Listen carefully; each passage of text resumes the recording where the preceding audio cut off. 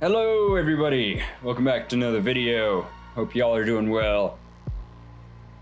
Today, I'm gonna just, off the cuff here, just sit down and have a conversation with you guys about Vail and what I think about a lot of the new updates and features and all that, because I haven't really done a video like that quite yet. So, without further ado, I'll leave chapters in the description. Obviously, this is going to be a bit unscripted, so it might be a bit longer, but sit back and enjoy. Chapters are there if you need it. But yeah, without further ado, let's get into it.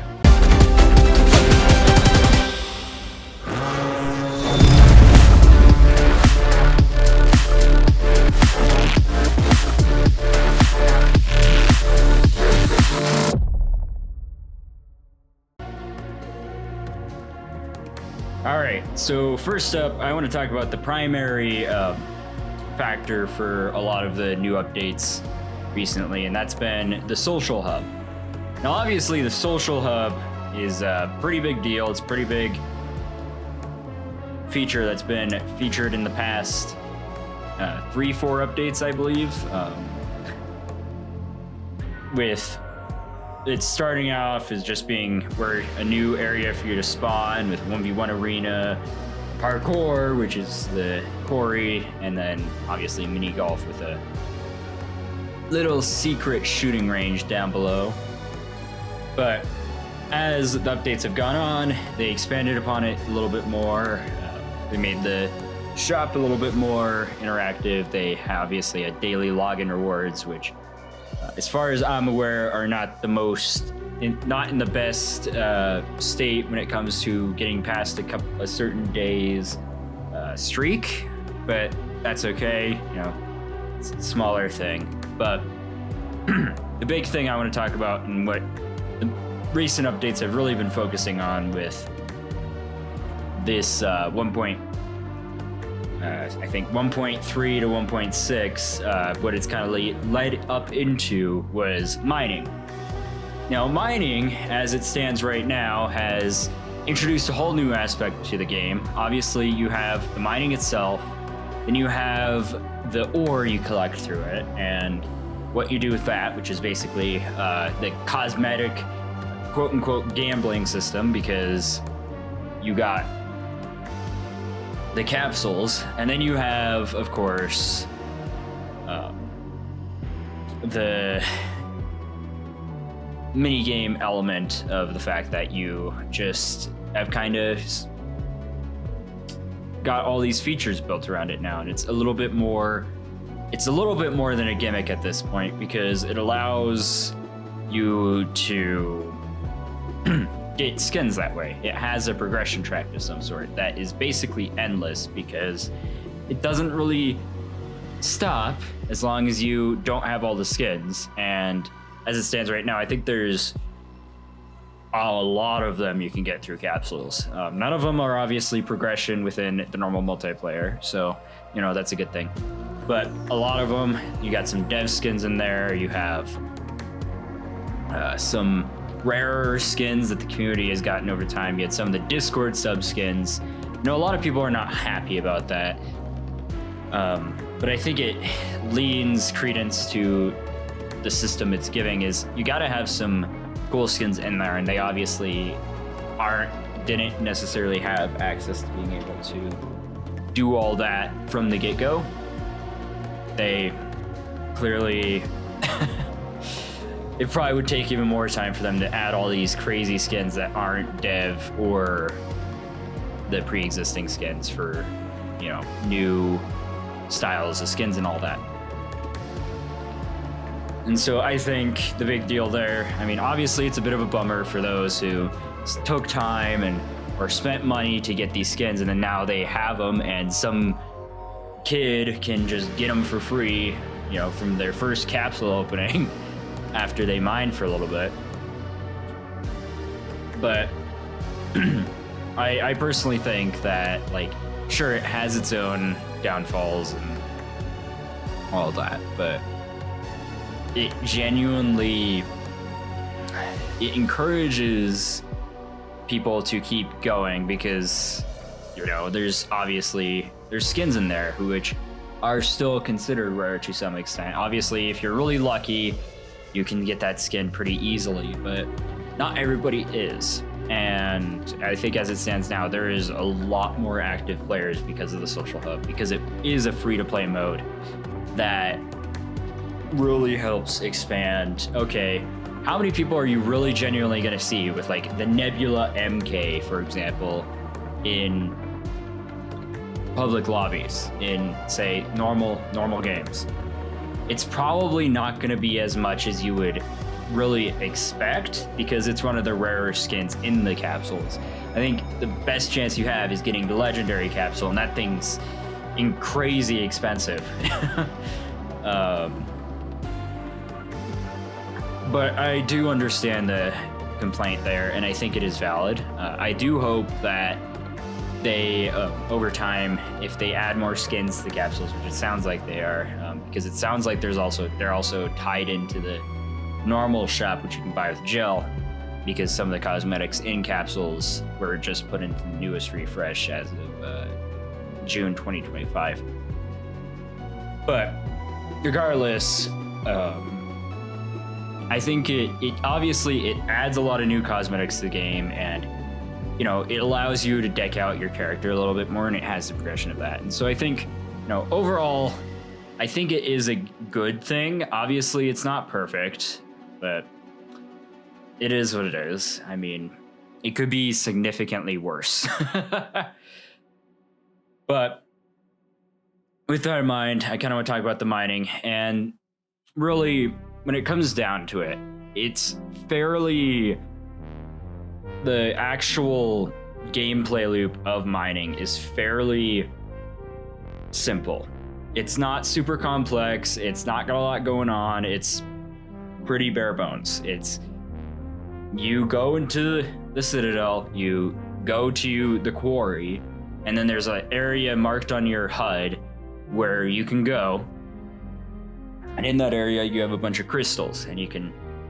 obviously, you have to pick up a pickaxe from the entrance to the Citadel, but once you get that, you go in, you know, go to this mine, and when you start mining, these tiny little penguins with really disturbing lore, I might add, try to hug you and kill you because they're radioactive. Okay, that is just so unhinged. And I do want to give the devs kudos, because as wacky as that is, and as wacky as that sounds, it somehow works. It somehow gives it its own unique flair and separates it from all the other modes in the game by just simply having a wacky idea of it's basically like a wave defense of sorts fighting zombies, but instead of zombies, it's radioactive penguins. And that's just completely crazy from my perspective.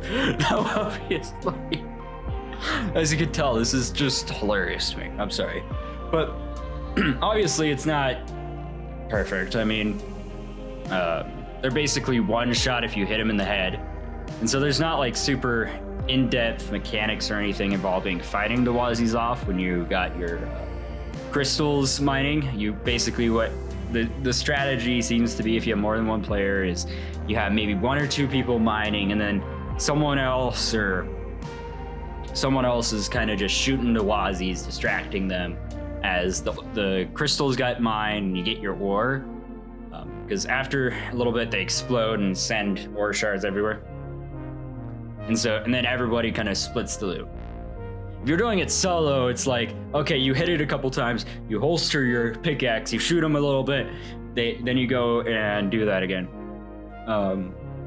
And I think it has an interesting loop as like a fairly proof of concept, pretty bare bones system.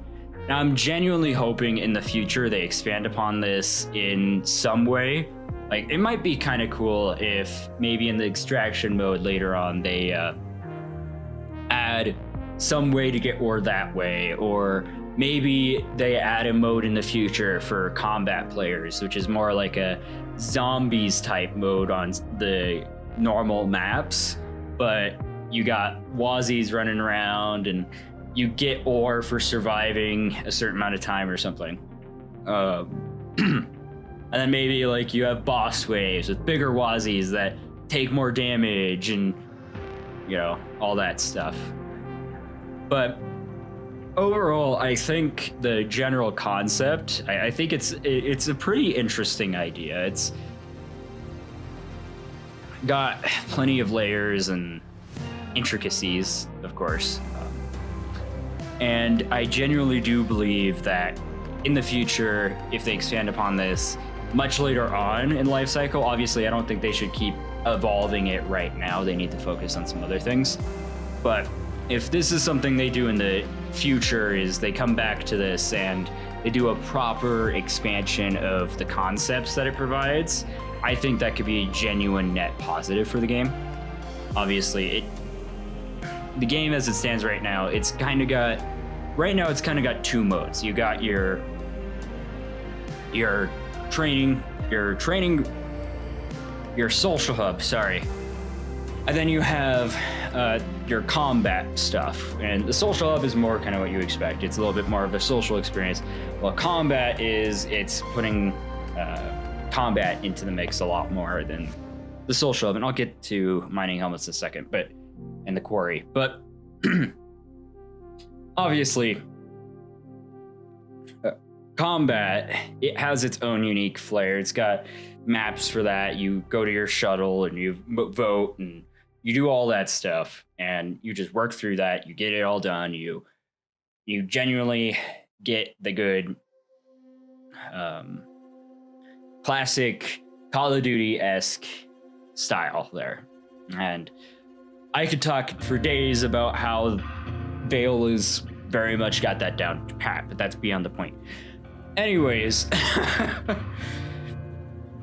the thing that separates the social hub right now, the biggest thing that it has going for it is mining. And mining as it stands right now is a bit of a PvE v experience. It's player versus environment versus player. So environment being, the Wassies, but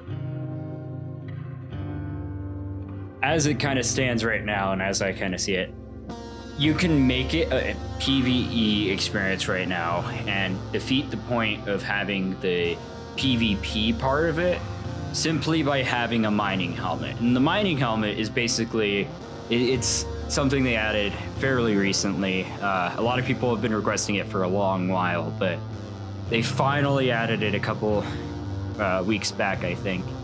And I think a lot of people have been happy about it because they can mine without having to worry about little kids going and ruining it by just killing them, or killing them before they can even get to the mining area. And then there's specific areas in the mining area where it's really hard not to just get killed if you don't have a mining helmet, because it's out in the open. You typically have kids stand up on high ground. They see you, they're like, "Oh, free kill," and then they shoot you.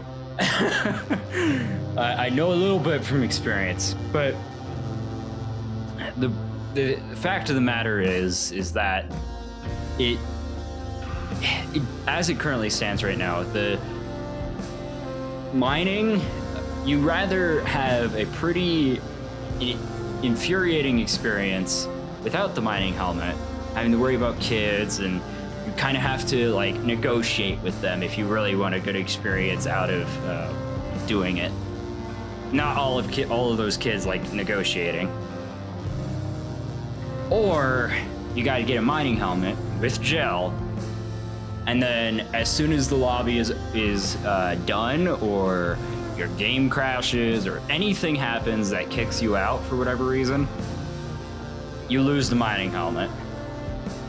Paid for the mining helmet, and then you only get it for as long as you're in that server.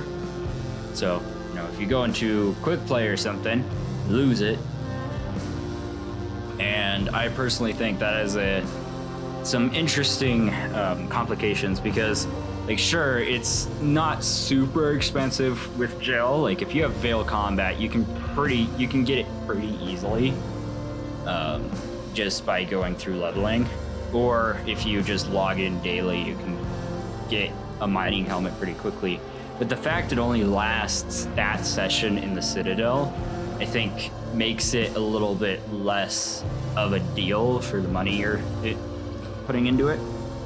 And so it's just something that kind of, you know, there's something there that it feels like maybe in the future they can add like a golden mining helmet, because they got like a golden pickaxe. Maybe they could have a gold mining helmet or something that is a lot more advanced and like maybe lasts several instances or something like that, and you can pay for it by different means, or is more expensive or something. Or they find a way to balance the mining helmet better to not be as negative, because I truthfully think that the concept of it is good. It's just the execution is a bit flawed in some regards. And I think that is the one thing to note, like right now, until they do anything else with mining, whether that be reworking the quarry or doing some other mode with it, I truthfully think the only thing they would really need to change there short term would be maybe finding an easier way to make the mining helmet work better. Because I know a lot of people are not the most pleased with the fact that, okay, maybe they don't, maybe they're just mining for a little bit and they, their game crashes for whatever reason. They lose the mining helmet, which they spent money on, you know, they spent the gel, and they didn't get as much ore as they wanted, or maybe they didn't deposit the ore that they needed to, or all these other factors. And it's just like, okay, you know, a lot of that can come with optimization, but truthfully, there's just certain factors that should probably be considered on the dev side to see what they can do to make people happy in that regard. Because obviously you still got to balance it. Like, you can't make it where it's the 100 gel or whatever it is just for it to be endless. That's a little bit of a cheesy thing there. Like, maybe, you know, maybe if they made it where like, okay, you can spend ore to get the mining helmet, but it's like, I don't know, couple thousand ore, so it incentivizes you buying the normal helmet with like the gel, but then you can start, after that first purchase, you can start buying it with ore, and it's more expensive with ore, which incentivizes you to get a lot of ore before you in your session. But it obviously has the other factor of, you know, allowing people to just not have to worry about spending gel or whatever. Of course, the other factor with that too is, you know, part of the reason why it is the way it is, I believe that it's because, you know, the devs are trying to help with funding and all that, because they genuinely want to get the game to a lot better level when it comes to funding and all that. Because I think I talked about this in a earlier video with talking about Alliance. Again, I'll probably talk about that in a little bit too, but that they did genuinely need some funding. Regardless, what I want to talk about here is now that I talked about that, is just the other stuff, the training grounds and the combat specific stuff. So as for training grounds, the training grounds is basically, to put it the most simply, is just, it's basically a dumbed down version of team deathmatch on much smaller shipment style, like small maps. And the games are usually a lot quicker, and it's primarily for people who are just starting the game out or haven't bought the combat DLC. And so I think as a free-to-play mode alongside the social hub, I think it's really good.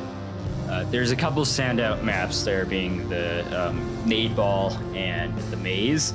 They both have very unique designs, and I believe they both were fairly new additions as well. And each mode in there, each map, I should say, not mode, incentivizes you learning a specific gun or gameplay technique. And so, like, Nade Ball is working with grenades and knives, because you have a knife. The Maze is the Desert Eagle and the Sniper, if you can get it in the middle of the map.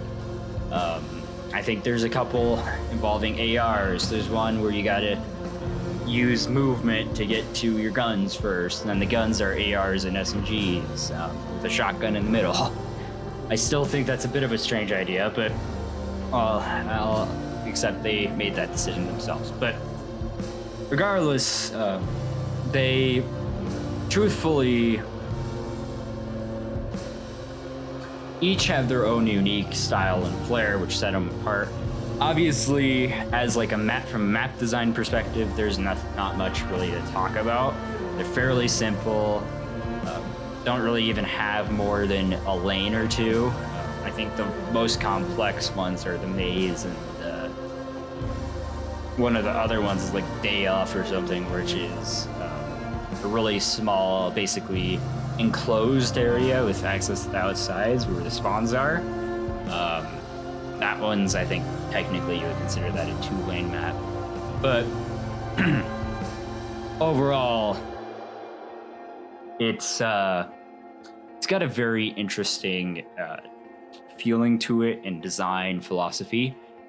And I'm curious to see what they do with it, because from what I've kind of heard and seen, it sounds very much like they're planning on adding bots into that and making it more like a versus bots mode, or something to just help train people to get better at the game and be able to compete at a lot higher level, because obviously this game does have a bit of a learning curve, especially considering it's got you got a lot of factors you got to consider with your gunplay, your map density, and how game flows, how to defuse an artifact, all sorts of different things that a new player is not really going to know off the bat. You got to kind of learn on the fly.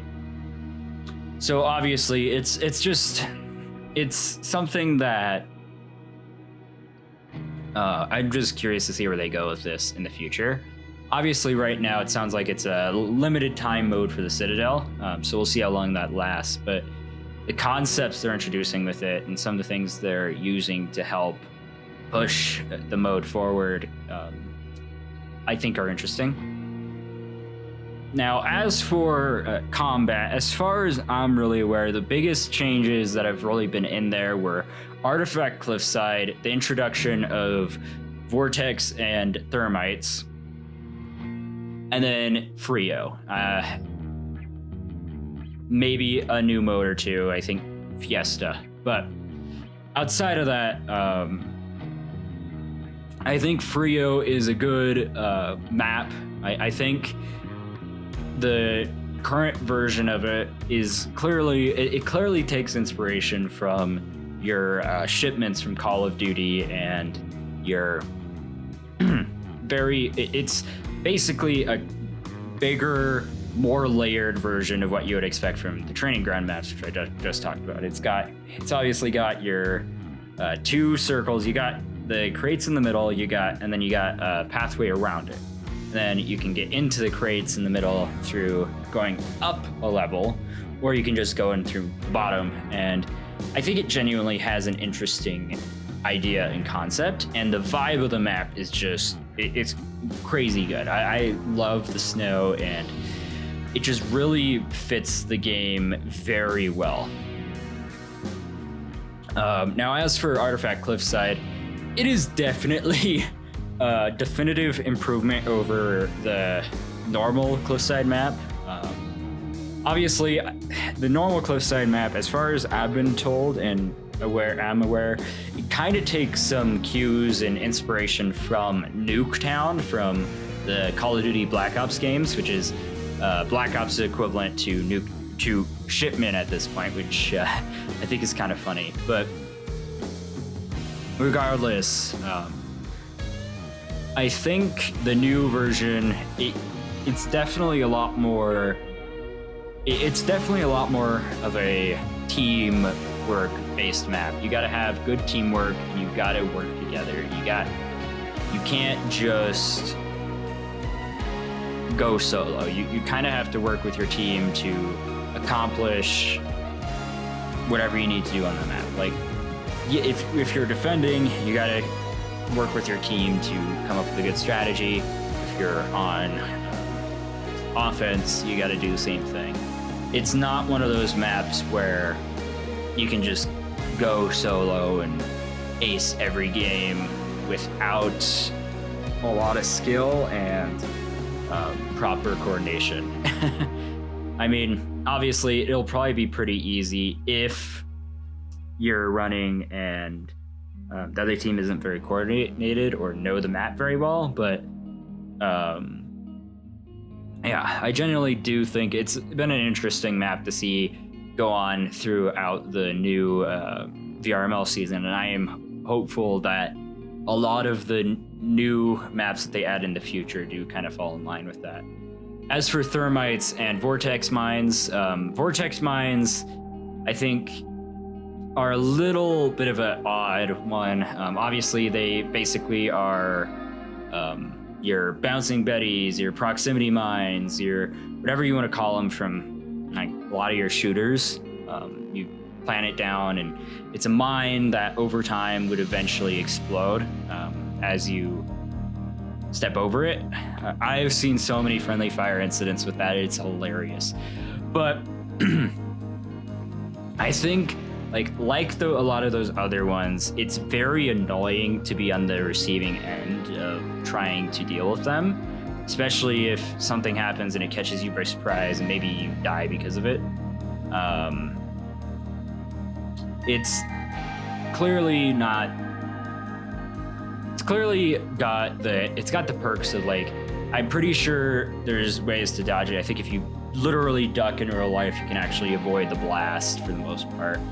And different things like that, which can definitely help counter it. And you can also shoot it without getting too close and detonate it without worrying about setting it off at your feet, exploding you. Regardless,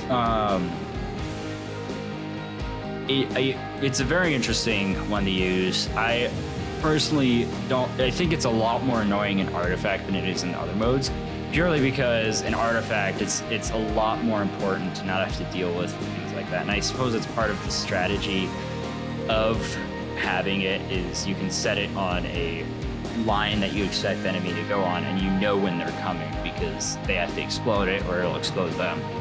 But yeah, as for thermites, they basically serve similar purpose to smoke bombs.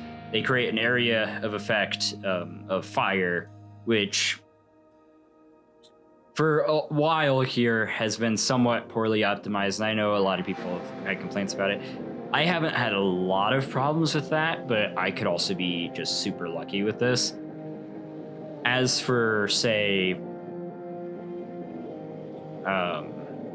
usage, it basically works the same way as smokes, just with the lethal opponent or attribute added to it. I believe there's the counter to it is smokes, but I could be wrong on that one. I'd have to check. But yeah, I think it has an interesting level of depth. But as for the problems with recently, that's all there really is for content as far as I'm aware.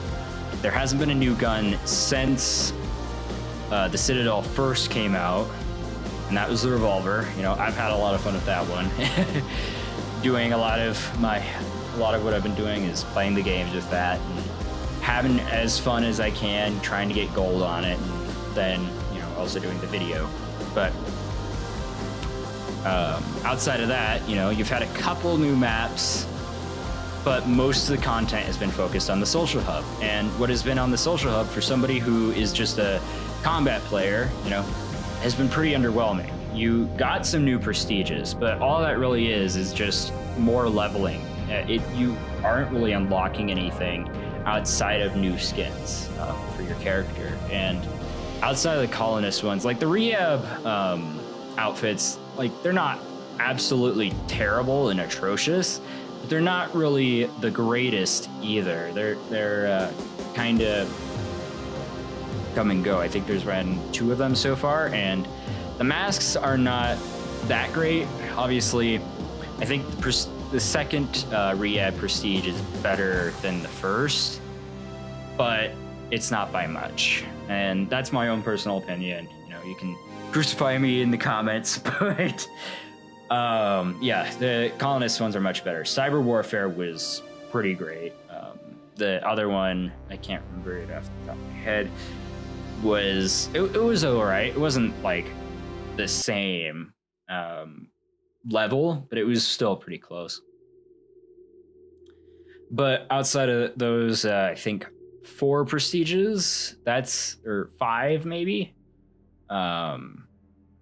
that's not really a lot of content. Like, it leaves a lot to be desired. And so I'm hoping here in the coming period of time that the devs do try to make more points of adding new Vail combat maps and modes and features and all that other stuff. Like, obviously modes are probably a lot less high a priority than the new maps. I think new guns have a good place as well. Alongside, I think the comp community especially has been rooting for some TTK changes to the meta and all that stuff, because it definitely does need a little bit of a shakeup. And I generally think that the extraction mode, which is supposed to be coming out this year, we'll see, of course, but that would be a great place to do it, assuming that all goes well. I think alongside that, I think there's a map called Dig that I've heard about for a long time now, and I hope that we can see that soon. Same with the artifact version of Frio, and maybe a rework of Este and Volt for artifact, because both of them desperately need one. But as for the other thing, extraction, we haven't heard a lot recently, and I think the big reason for that is the Unreal Engine 5.6 integration. That clearly has taken up a lot of time developmentally, because they needed to change to it because the game has been crashing a lot, and they wanted to stabilize it a lot more before adding the extraction or something along those lines. I think it had something about extraction mode was making it worse or something like that. And so I'm really hoping that they can accomplish that pretty quickly, because as the game stands right now, like, obviously you have a lot of content now present, but for somebody like the comp players, there genuinely isn't a lot to go for anymore. There's definitely a lack of stuff to grind for people and all that stuff. And so, like, even if you added like a weekly challenge system that maybe awarded supply capsules or some ore or something, I think that would go a long way to help keep players invested. I do think a lot of the biggest issues with the game are simply able to be fixed just by waiting a bit and letting the devs kind of figure stuff out. But obviously there's been a lot of growing pains, and I think part of that as well has been the fact that Lab is a newer development studio. Like, this is their first game, it's not going to be absolutely perfect, and they're not going to be cranking stuff out as fast as a lot of other game dev studios. But I genuinely am hopeful for what's coming up. Obviously, I think some of that was briefly talked about in my AMA at the beginning of the year. And all that stuff. But outside of that, a lot of stuff is pretty dry. So what I think I'm going to do in the future, kind of just concluding here, I'm going to try to start a series of how I would add this to Vail. Obviously, I'll probably take a look at the suggestions, forums or whatever on the actual Discord, and kind of go off of what people have to say on specific subject matters to see what do these people think, what does the community think as a whole, and then put my own twist on, okay, how would I add, say, whatever this suggestion would be. I'll have my own as well, but I'll potentially go through some of those, if not just make my entire own ideas. Big one off the top of my head would be attachments and kill streaks. But yeah, I'll hopefully have those started up in the next couple of weeks. As for everything else, if you made it all the way to the end here, thank you for watching. I really do appreciate it. Listening to me talk for well over 30 minutes now. I hope you guys enjoyed, and if you did, maybe think about liking. If you aren't subscribed, maybe subscribing too, and leaving a comment, kind of leaving your own thoughts on what I've kind of talked about today. Without further ado, have a great rest of your day, night, or whatever else it may be, and take care.